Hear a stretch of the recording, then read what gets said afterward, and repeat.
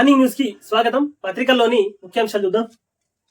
చిరంజీవికి అక్కినేని అవార్డు వచ్చే నెల 28న అమితాబ్ చేతుల మీదుగా అందజేత.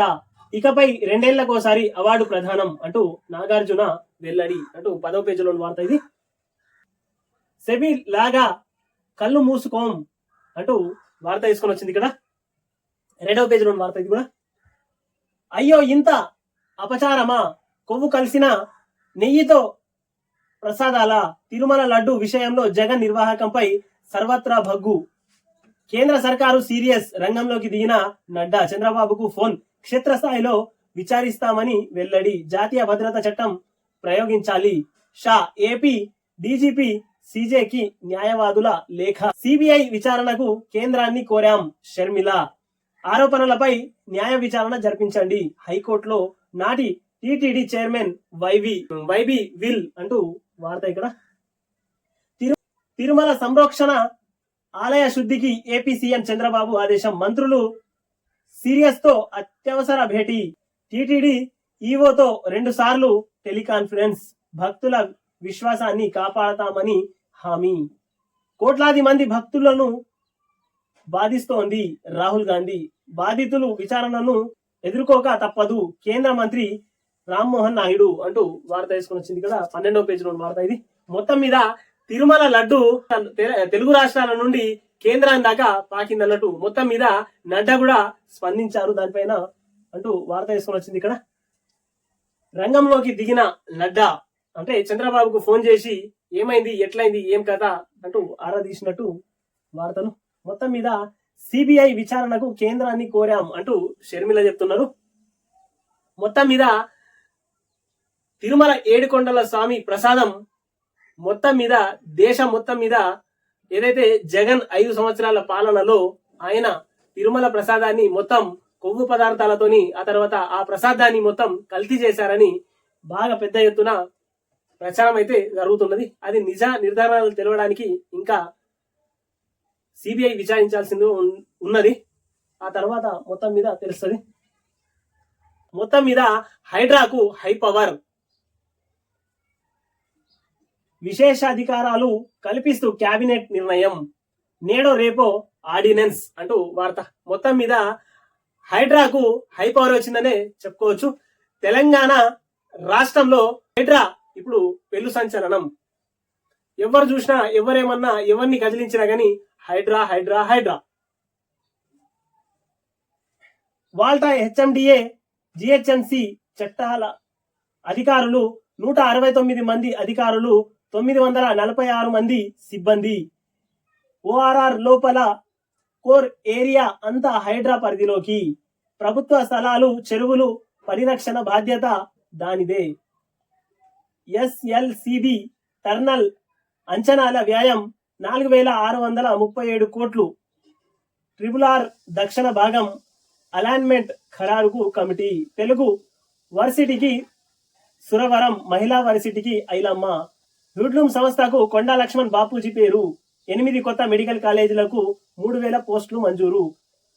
ఈ ఖరీఫ్ సీజన్ నుంచి సన్నాలకు 500 బోనస్. కేబినెట్ నిర్ణయాలు. 3 గంటల పాటు సమావేశం. మొత్తం మీద 3 గంటల సమావేశంలో ఒకటి హైడ్రా, రెండోది తెలుగు వర్సిటీలకు సురవరం పేరు, మహిళా వర్సిటీలకు సాకలి ఐలమ్మ పేరు, ఆ తర్వాత హ్యాండ్లూమ్ సంస్థకు కొండా లక్ష్మణ్ బాపూజీ గారి పేరు పెట్టడం, ఆ తర్వాత 8 కొత్తగా మెడికల్ కాలేజీలకు 3000 పోస్టులు వస్తాయి అంటూ మంజూరు అంటూ వార్త ఒకటి. తర్వాత ఈ సీజన్ నుంచి సన్నాలకు 500 బోనస్ అంటూ మొత్తం మీద 3 గంటలు కేబినెట్ సమావేశం జరిగింది అంటూ వార్త. అందులో మెయిన్ గా విశ్లేషించినవి ఇవే. సింగరేణి కార్మికులకు దసరా బోనంజా. లాభాల్లో 33% బోనస్ ప్రకటించిన ప్రభుత్వం. నీరుటి కంటే 1% ఎక్కువ. సగటు ఒక్కొక్కరికి 1,90,000. తొలిసారి కాంట్రాక్ట్ కార్మికులకు 5,000 అంటూ వార్త చేసింది ఇక్కడ. మొత్తం మీద సింగరేణి కార్మికులకు దసరా బోనంజా ఆఫర్ ఇచ్చిందని చెప్పుకోవచ్చు.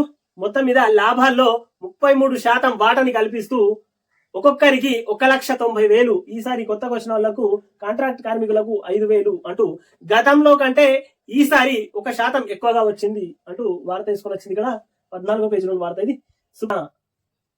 నోటుకు ఓటు కేసు బదిలీకి సుప్రీం తిరస్కరణ. ఊహాజనిత అంశాలతో పిటిషన్ వేశారని వ్యాఖ్య. కేసు దర్యాప్తుల్లో జోక్యం ఉండొద్దని రేవంత్ కు ఆదేశం.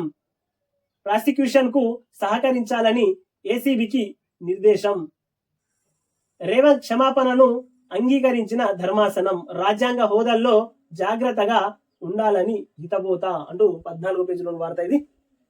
మొత్తం మీద ఓటుకు నోటు కేసు సుప్రీం తిరస్కరించింది అంటూ వార్త తీసుకొని వచ్చింది. నవనగరం 14,000 ఎకరాల్లో ఫ్యూచర్ సిటీ అంటూ వార్త వేసింది కదా.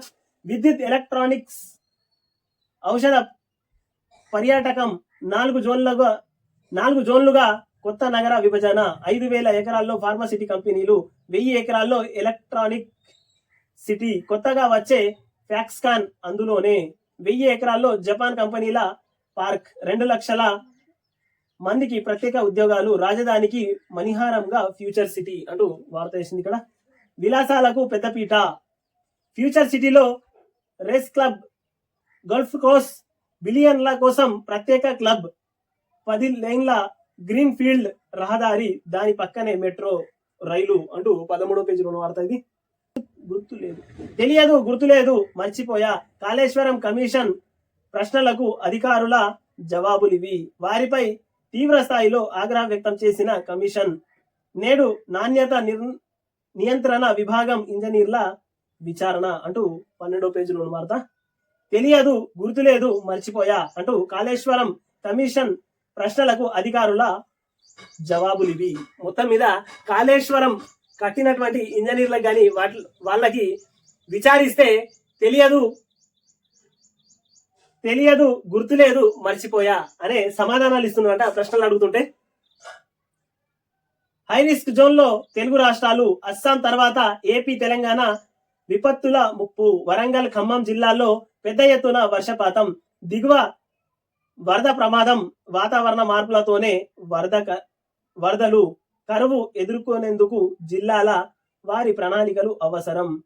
భారత వాతావరణ శాఖ విశ్రాంత డీజీ కేజే రమేష్ అంటూ 2వ పేజీలో వార్త. మొత్తం మీద హై రిస్క్ జోన్ లో తెలుగు రాష్ట్రాలు అంటూ వార్త తీసుకొని వచ్చింది ఇక్కడ.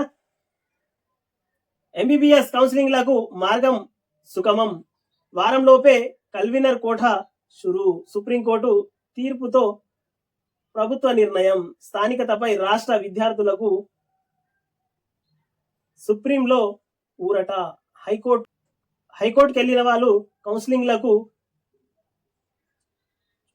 హాజరవ్వచ్చు అంటూ వార్త తీసుకొచ్చింది 3వ పేజీ. కేంద్రం ఐటీ రూల్స్ రాజ్యాంగ విరుద్ధం. సమానత్వం, భావ వ్యక్తీకరణ, వృత్తి హక్కులకు భంగం.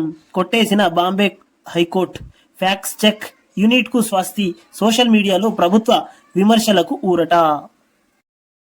ఎట్టకెళ్లకు జానీ మాస్టర్ చెంచల్గూడ జైలుకు తీసుకెళ్లిరు. అక్కడ నేరాన్ని తన సొంతగా ఒప్పుకున్నాడు. ఒకసారి కాదు 10 మార్లు అడిగినా గానీ అదే సమాధానం చెప్పిండు. మొత్తం మీద ఉద్దేశపూర్వకంగానే ఆయన అసిస్టెంట్ గా ఆమెను ఉంచుకొని నెలలోపే ముంబైలో రేప్ అంటూ అంటే చెప్పిందే తన పలుమార్లు అదే చెప్తున్నాడు. తీసుకెళ్లి రేప్ అంటూ వార్త తీసుకొని వచ్చింది ఇక్కడ. 14వ పేజీలో వార్త ఇది. కేఎన్ఎన్ టీవీని సబ్స్క్రైబ్ చేయండి, షేర్ చేయండి, కామెంట్లు పెట్టండి.